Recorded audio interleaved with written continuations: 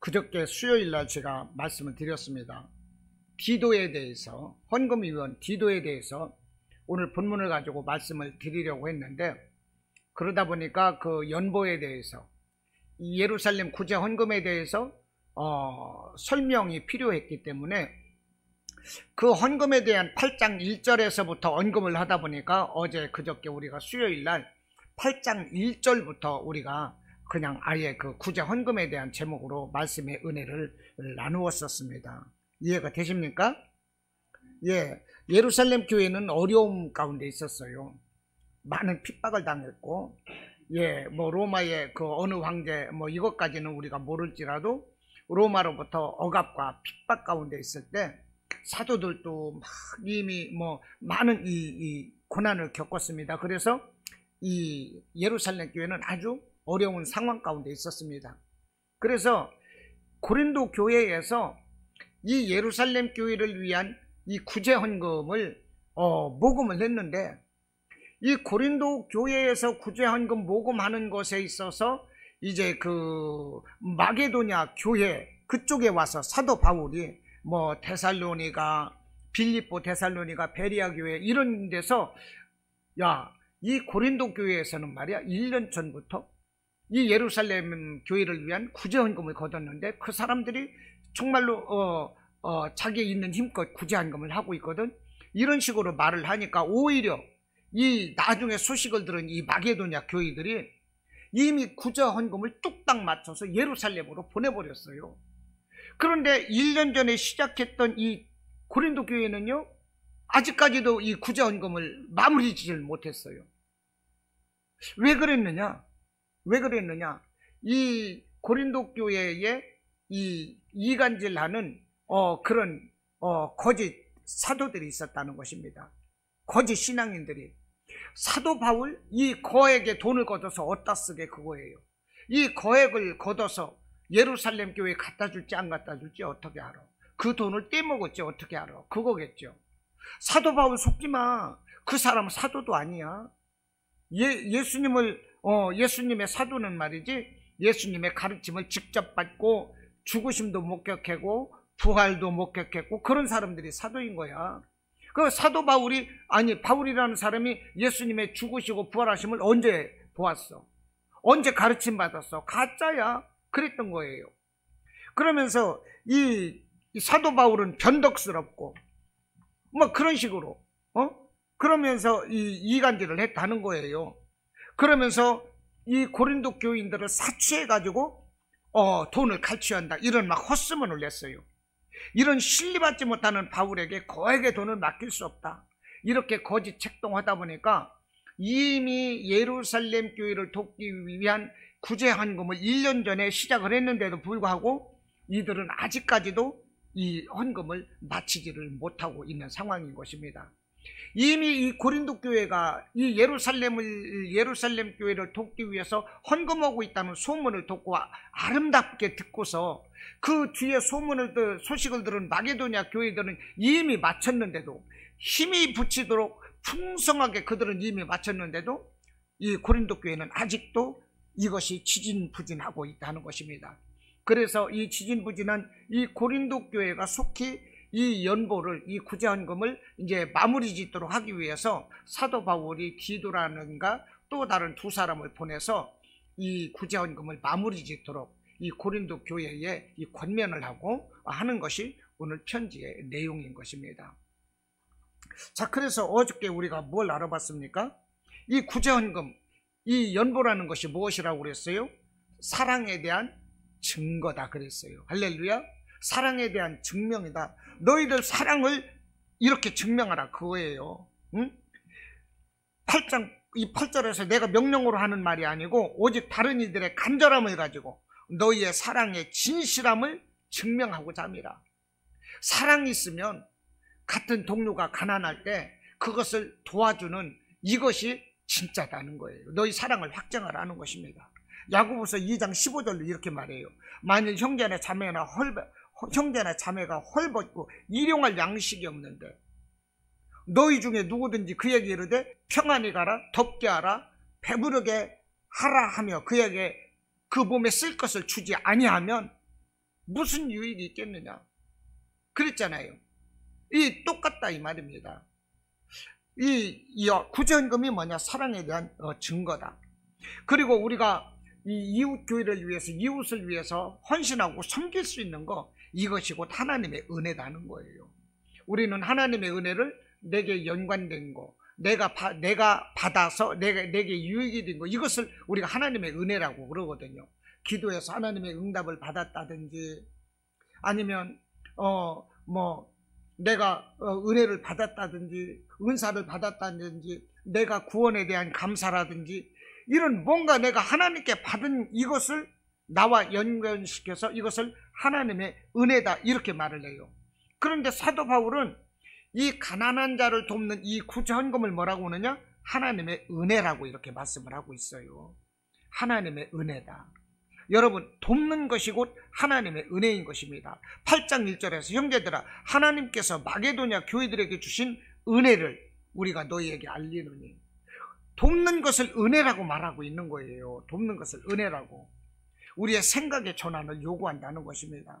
우리가 받는 것만이 은혜가 아니라 우리가 베푸는 것, 돕는 것이 곧 하나님의 은혜다는 것입니다. 보십시오.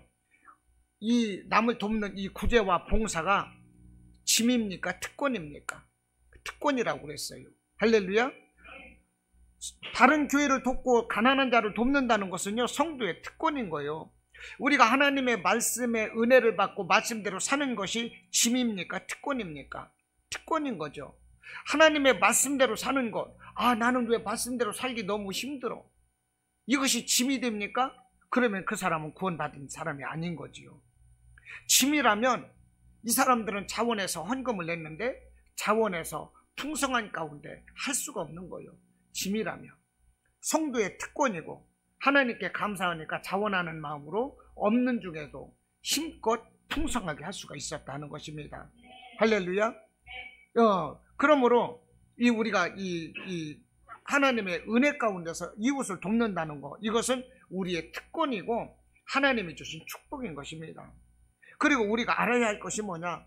구제와 봉사를 할 때 그 구제와 봉사를 가능하도록 능력을 주시는 분은 하나님이시다는 거예요. 할렐루야.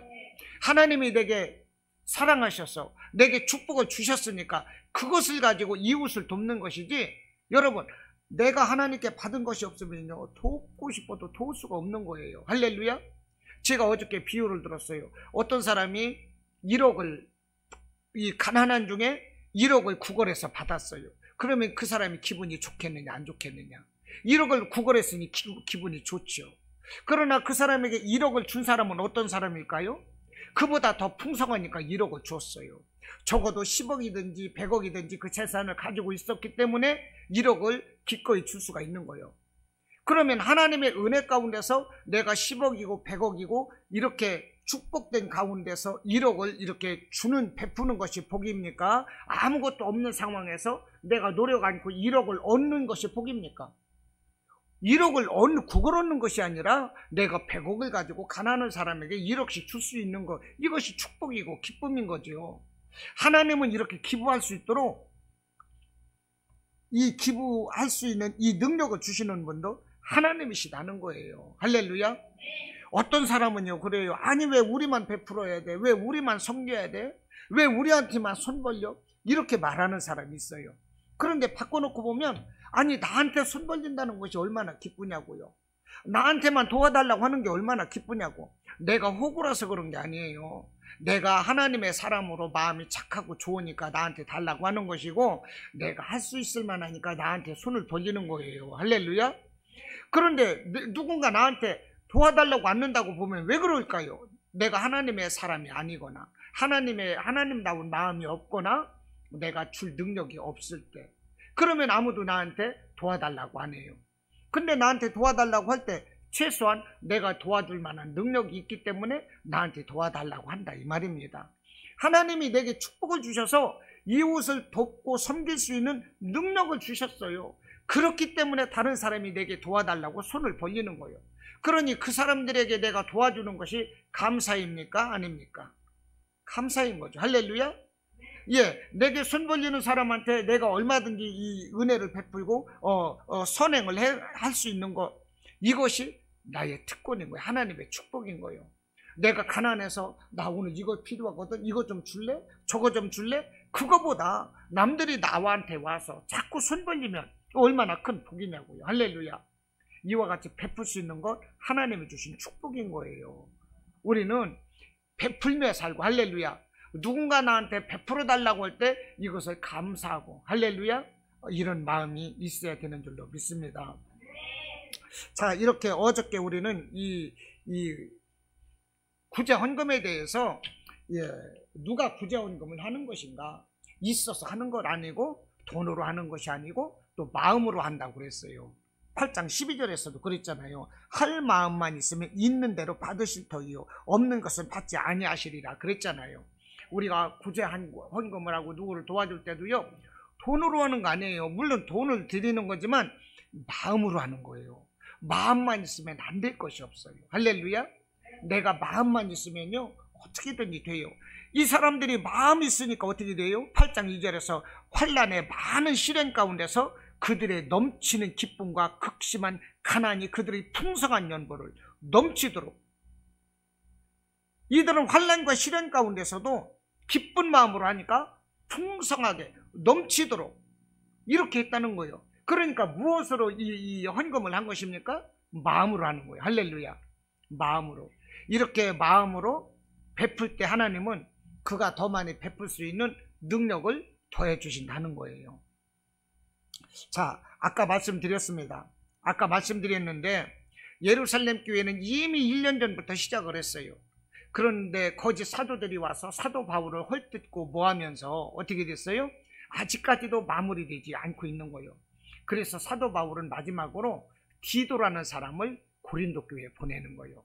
그러면서 너희들이 1년 전에 시작했던 이 구제 헌금을 이제 내가 디도를 보내노니 이 디도와 더불어서 힘을 합쳐서 이것을 마무리하라, 이렇게 사람들에게 당부하는 것입니다. 내가 디도를 보내노니 너희들은 이 사람을 후히 대접하고 구제 헌금 아직 지진부진한 것을 이제 완결하라, 이렇게 권면을 하는 거예요. 그러면서 또 무슨 일을 하느냐? 두 사람을 더 보내요. 두 사람을 더 보내요. 그들이 누구인지 기록되지 않았어요. 그러나 교회에서 이들은 칭찬받는 사람들이었고, 바울은 이 칭찬받는 사람 두 사람을 더 보내서 이제 디도와 함께 세 사람이 거액의 헌금을 걷고 그 헌금을 운반하고 함에 있어서 이 아무런 잡음이 없도록, 생기지 않도록 이런 조치를 취하고 있는 것입니다. 오늘 16절에서부터 읽었죠. 16절에서 누구를 보낸다고 그랬어요? 디도를 보냈어요. 그런데 18절 보세요. 또 그와 함께 그 형제를 보내었으니 그랬지요. 또 다른 사람을 보냈어요. 그리고 22절 보세요. 또 그들과 함께 우리의 한 형제를 보내었느니, 그러니까 이 거액 헌금을 위해서 세 사람을 이렇게 세워놓고 이 세 사람이 관리하도록. 그래서 헌금이라는 것은 이 교회에도 문제가 생기는 거죠. 이 헌금 때문에 문제가 생겨요. 가룟 유다가 헌금을 관리하는 사람이었습니다. 그러다 보니까 이 돈에 욕심이 생기는 거예요. 돈이 있는 곳에 욕심이 생기게 돼 있어요. 돈이 있으면 사람이 타락하게 되는 것입니다. 배부르고 등 따시면 하나님을 언제든지 버릴 수가 있어요. 우리가 가난하니까 하나님 하지만 100억을 준다고 보면요, 100억 가지고 신앙 떠날 사람 많습니다. 이 돈이 문제인 거예요. 우리 교회도요, 이 헌금에 있어서 누군가 맡겼으면 좋겠어요. 지금 제가 하고 있습니다. 헌금 거둔 것을. 그래서 제가 통장을 관리하고 있어요. 넣고 빼고.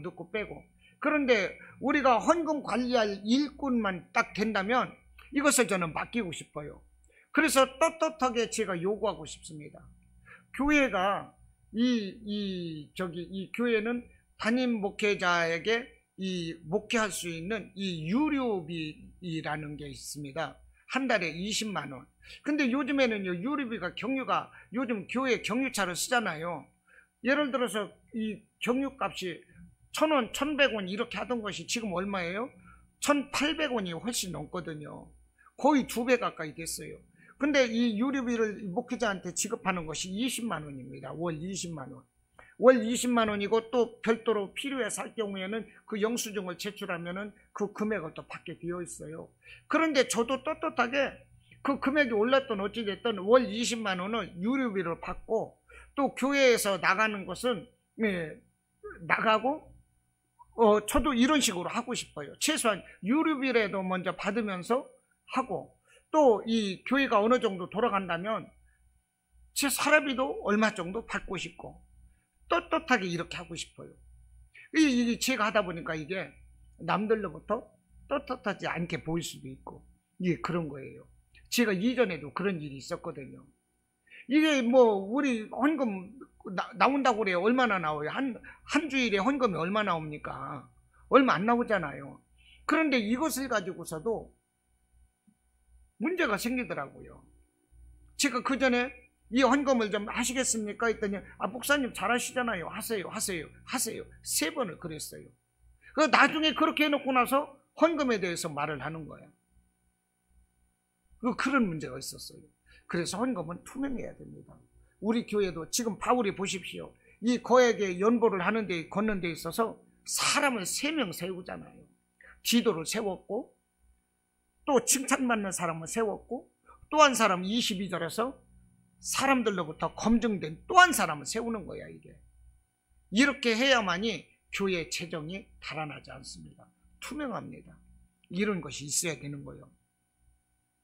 자, 사도 바울이 이렇게 이제 이 헌금위원으로 위촉된 일꾼들이 보니까요 나의 동역자라고 말하고 있어요. 23절에서 그들을 나의 동료요 동역자라, 교회의 사자라, 그리스도의 영광이다. 그 사람들을 헌금하는 그 위촉된 사람들을 이렇게 소개하고 있어요. 이런 일꾼들이 이런 일을 해야 되는 거예요. 할렐루야. 교회는 이런 일꾼들이 있어야 돼요. 제가 신학하기 전에는 저는 신학 연조가 짧지만 저도 교사, 성가대 이런 거 하고 재정도 봤습니다. 재정을 보다 보면 여러 명이 보는 거예요. 재정을요. 물론 재정부장이 있고 관리하는 사람이 또 있지만은 재정은 이렇게 여럿이 하게 돼요. 우리 교회도 속히 이렇게 되기를 바랍니다.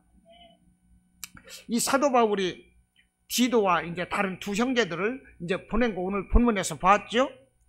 그 다른 형제 두 사람을 보냈어요. 예.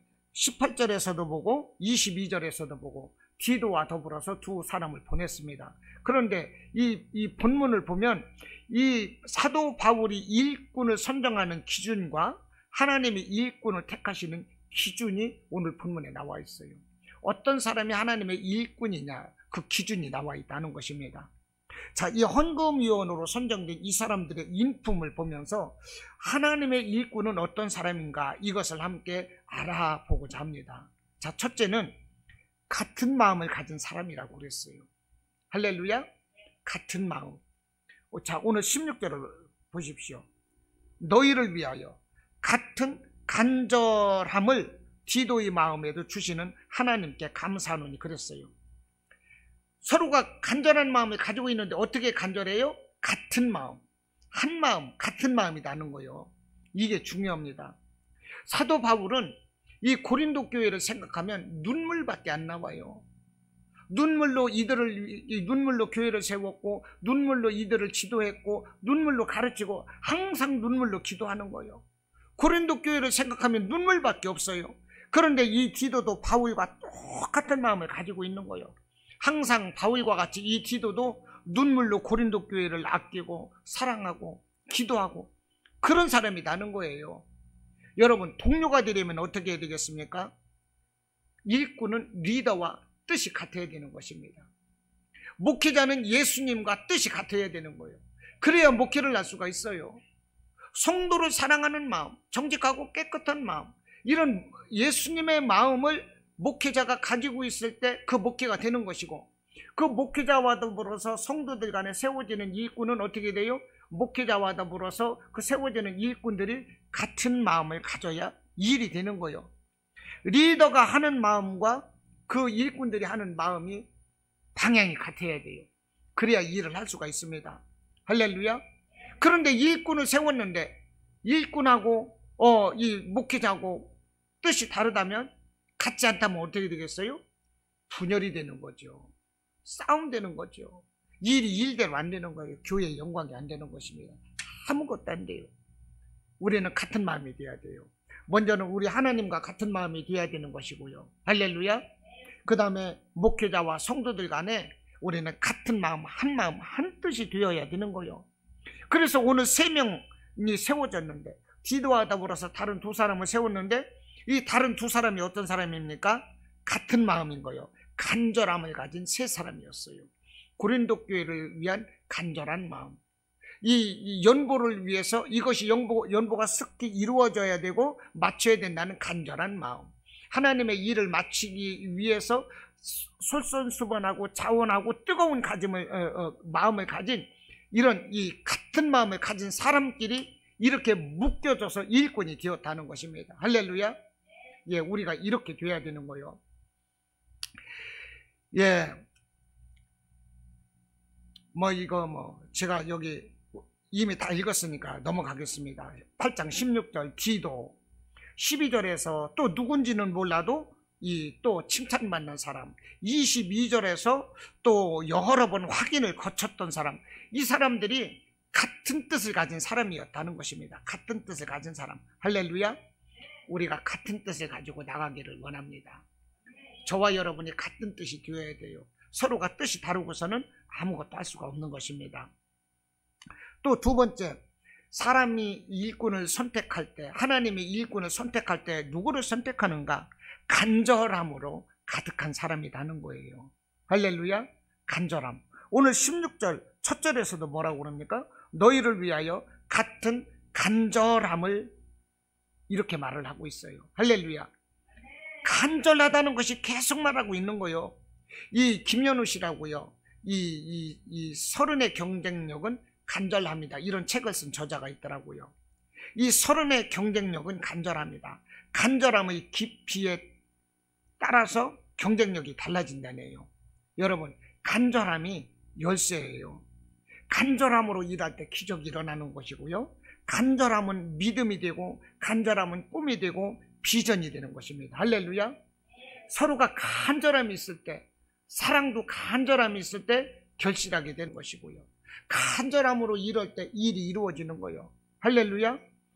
예, 우리나라 보십시오. 간절함으로 있으니까 새마을 운동이 일어나는 것이고요, 간절함이 있으니까요, 선진 한국이 짧은 시간 동안 이루어졌잖아요. 1950년 6.25 때 그냥 잿더미에서 지금 70년 만에 세계가 부러워하는 선진국 아닙니까? 미국의 역사 교과서가 다시 쓰여지고 있는 거예요, 지금. 여러분, 이 한국의 저력이 어디서 나왔을까요? 저는 간절함이라고 생각을 합니다. 할렐루야. 간절함인 거예요. 히스기야가 병들었어요. 하나님의 사람 이사야가 너는 죽는다, 유언하라, 이렇게 말을 했어요. 그러자 히스기야가 간절함으로 기도합니다. 벽으로 둘러앉아서 하나님 나를 살려주세요, 간절함으로 기도하는 거예요. 내가 하나님 어떻게 섬긴 거 아시죠? 하나님 나를 살려주세요. 간절함으로 기도하니까 하나님의 계획은 어때요? 이 히스기야가 죽는 거예요. 그런데 간절함으로 기도하니까 하나님의 계획까지도 번복하시는 거예요. 이사야 선지자를 다시 보내는 거예요. 야야야, 다시 가서 산다고 말해라. 다시 가서 산다고 말해라. 15년 살려주겠다고 말해라. 간절한 기도가 하나님의 어떻게 해요? 계획까지도 바꿨더라는 거예요. 할렐루야. 여러분, 간절함이 우리가 있어야 되는 거예요. 우리가 병들었을 때 간절함으로 기도하면 이것이 특효인 것입니다. 문제가 있을 때 간절함으로 기도해야 되는 거예요. 무슨 일을 하든지 간절함이 있어야 되는 것입니다. 간절하게 노력하고, 간절하게 그 일을 반복하고, 간절한 마음으로 인내하고. 우리 성공 스토리의 이면에는 모든 것이 다 간절함이다 하는 것입니다. 할렐루야. 기도할 때도 간절하게, 학생들 공부할 때도 간절하게 승부하고. 할렐루야. 이런 간절함이 있어야 돼요. 17절에도 그럽니다. 16절에도 17절에도 보면 그가 권함을 받고 더욱 간절함으로 자원하여 너희에게 나아갔고, 이렇게 말하는 거예요. 이 당시 이 디도가 이 고린도 교회에 이 파송을 받았을 때, 이제 사도 바울이 고린도 교회에 파송을 냈지요. 그런데 이 디도는요, 이 한 자리에 머물러 있던 사람이 아니에요. 에베소에서 이제 그 에베소에서 고린도 교회로 파송을 받았는데, 이게 사실 이 디도가 이 마게도냐로 돌아온 지 얼마 되지 않는 상황에서, 에베소에서 마게도냐로 돌아온 지 얼마 되지 않는 상황에서 또 고린도로 또 파송을 나눈 거예요. 얼마나 힘들겠냐고요. 지금은 교통수단이 아주 좋습니다. 그러나 옛날에는 교통수단이 아주 연락했어요. 이해되십니까? 지금처럼 차가 다니는 것도 아니잖아요. 옛날에는 교통수단이 아주 연락했다고. 이 옛날에 그런 상황에서, 교통수단이 구비되어 있지는 상황에서 이 여행을 한다는 것은 커다란 위험이 있고 불편함이 따르게 돼요. 이런 것을 감수해야만 되는 것입니다. 그런데 이 디도는 어떻습니까? 사도 바울 선생님께서, 야 디도 집사, 네가 한번 다시 가야 되겠다. 이 고린도 교회 이 구제헌금을 위해서 네가 가서 수고해야 되겠다. 이 사도 바울 선생님이 이렇게 말씀을 하시니까 자기 몸 피곤한 거 아끼지 않고 즉시로 떠났다 이 말입니다. 할렐루야. 이게 뭐예요? 간절함이라는 거예요. 간절함. 사도 바울이 이 고린도 교회로 가서 이것을 마치라고 권면을 하니까, 아이고 그러면요 당연히 가야죠. 그 예루살렘 교회를 당연히 도와야죠. 내가 안 하면 누가 하겠어요? 오히려 더 열심을 냈다는 거예요. 그러면서 순종했습니다. 왜 그랬을까요? 간절하기 때문에. 여러분들이 간절한 마음이 있다면요, 아무리 피곤하고 어려워도요, 교회에서 어떤 지시가 내려졌을 때, 협조가 이렇게 주어졌을 때 여러분들은 즉시 순종하게 됩니다. 간절할 때. 그러나 간절하지 않으면 여러분들 몸이 편하고 할 일이 없음에도 불구하고요, 핑계댈 수밖에 없는 거예요. 이해가 되십니까? 여러분, 신앙은 무엇입니까? 간절함으로 해야 돼요. 할렐루야. 하나님의 은혜도 간절하게 받기를 원하고, 응답도 간절하게 받기를 원하고, 내가 하나님 앞에 쓰임 받는 것도 간절하게 쓰임 받기를 원하고, 할렐루야. 간절함이 정말로 가슴에 불 붙는 것처럼 이런 뜨거운 간절함으로 저와 여러분의 신앙이 있기를 바라고, 간절함으로 순종하고 섬기는 이런 디도와 같은 일꾼들이 되시기를 주님의 이름으로 축원합니다. 또 세 번째는 자원하는 마음이었다는 거예요. 자원하는 마음. 오늘 17절 보십시오.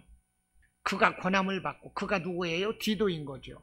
그가 권함을 받고 더욱 간절함으로 자원하여 너희에게 나아갔고. 할렐루야.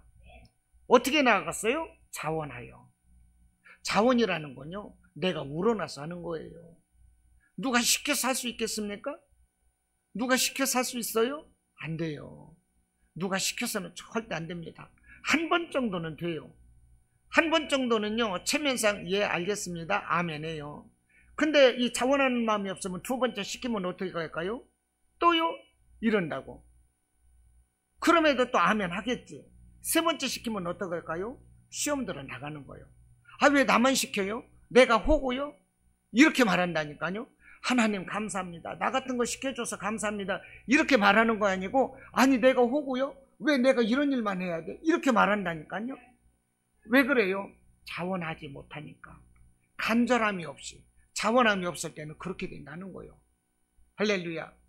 여러분, 오늘 예배 드릴 때 자원함으로 나오셨습니까? 의무로 나오셨습니까? 자원함으로 나와야 돼요. 자원함으로 섬겨야 돼요. 할렐루야.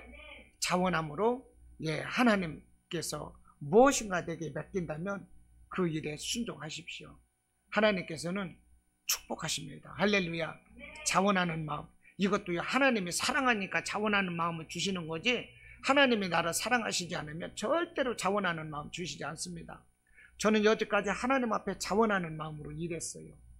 물론 피곤하고 힘들 때 의무로도 합니다. 자원함으로 하다가도 피곤하면 그때는 의무로 하는 거지 뭐. 그러면 하나님께서 또 힘을 주시는 거거든요. 할렐루야. 여러분, 자원해야 돼요. 자원하면 얼마나 기쁜지 몰라요. 자원할 때 하나님은 놀랍게 축복을 해주시는 거예요. 저와 여러분의 신앙이 자원하는 신앙 되길 바랍니다. 할렐루야. 자, 네 번째, 하나님은 어떤 자를 일꾼으로 세우시나. 네 번째, 인정받는 사람을 세우십니다. 할렐루야. 인정받는 사람. 자, 어떻게 인정받느냐? 교회에서 칭찬받는 사람이다 이거예요. 오늘 18절 보시겠습니다. 18절. 또 그와 함께 그 형제를 보내었으니, 이게 누구예요? 디도만 보내기에는 미심쩍으니까 이 거액의 헌금을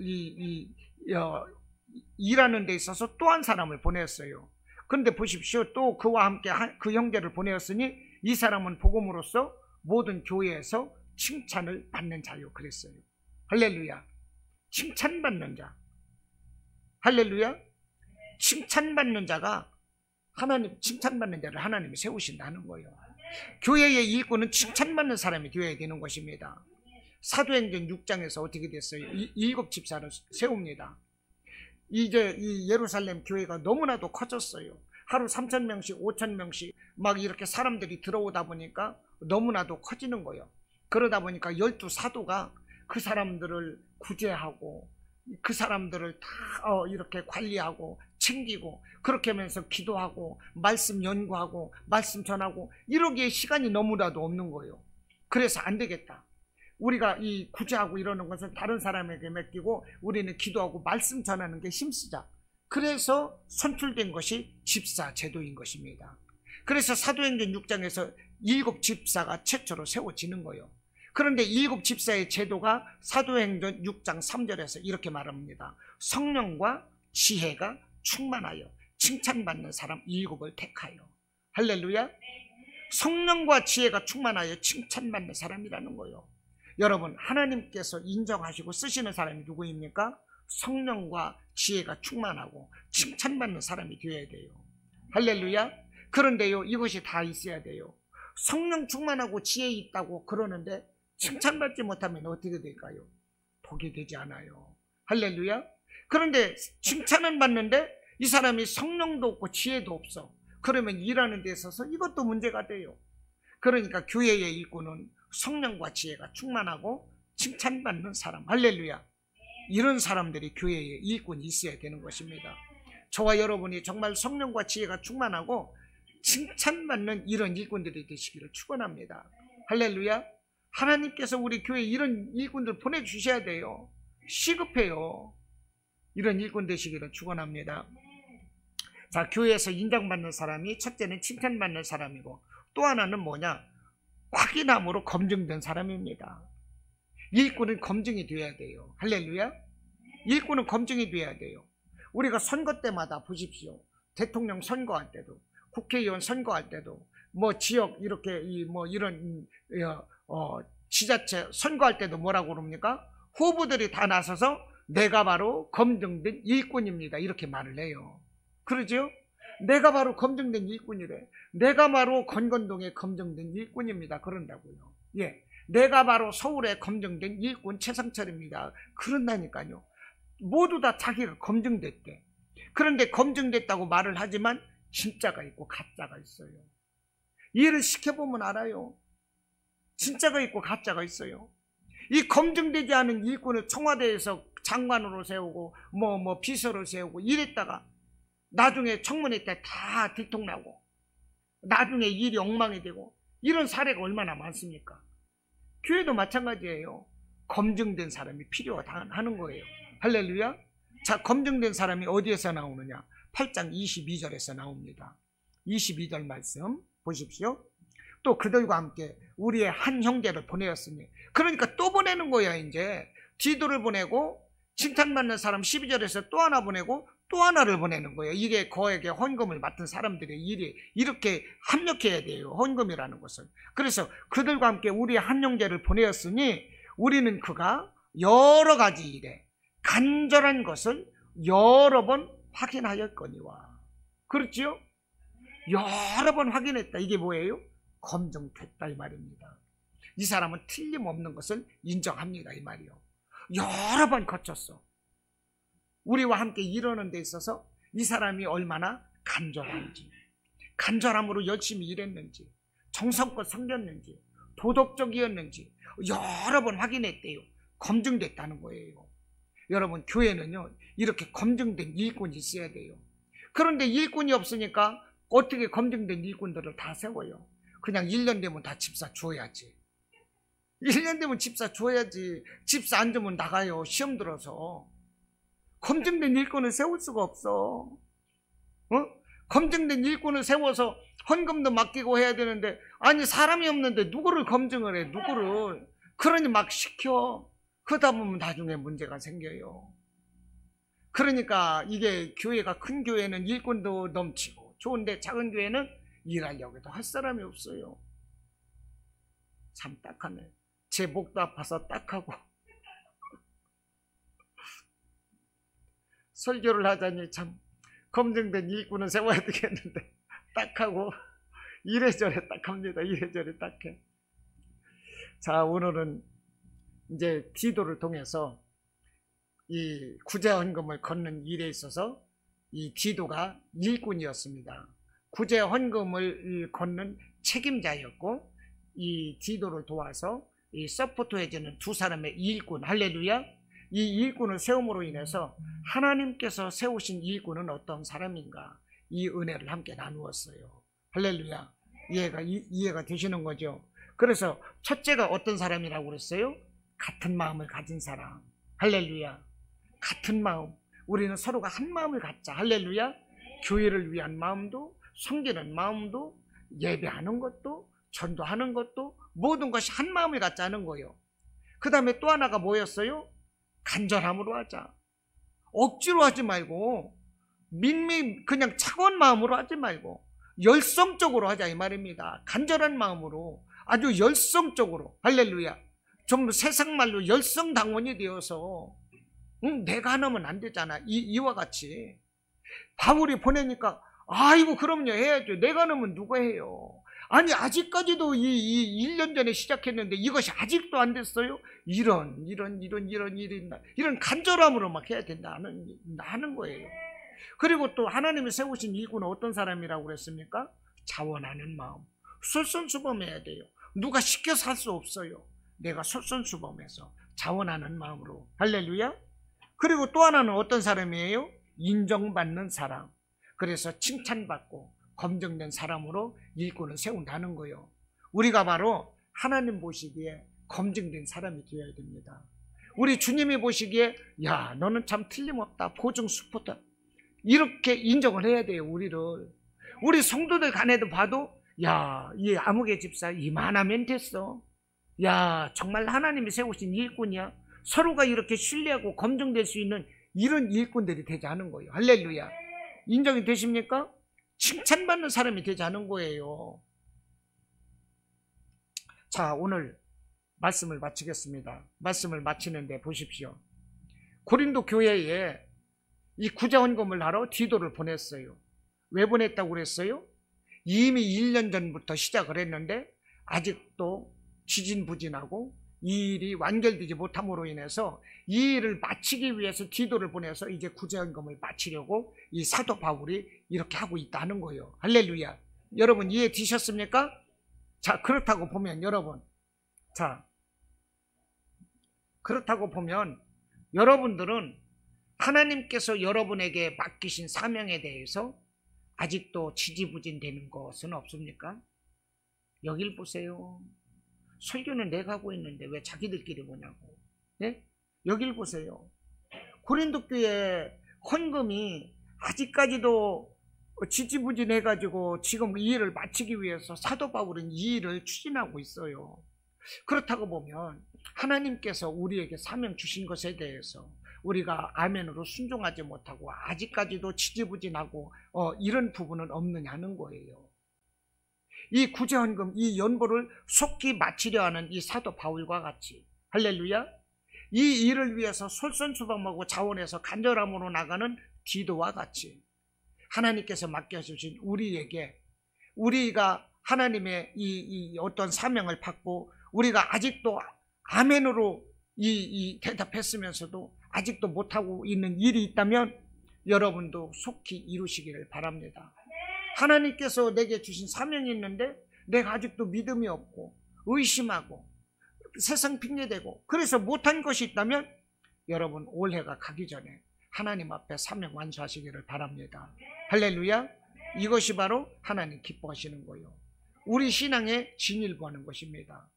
여러분의 신앙이 정말로 하나님께서 인정하시고 칭찬하고 검증된 이런 믿음의 삶이 되시기를 주님의 이름으로 축원합니다.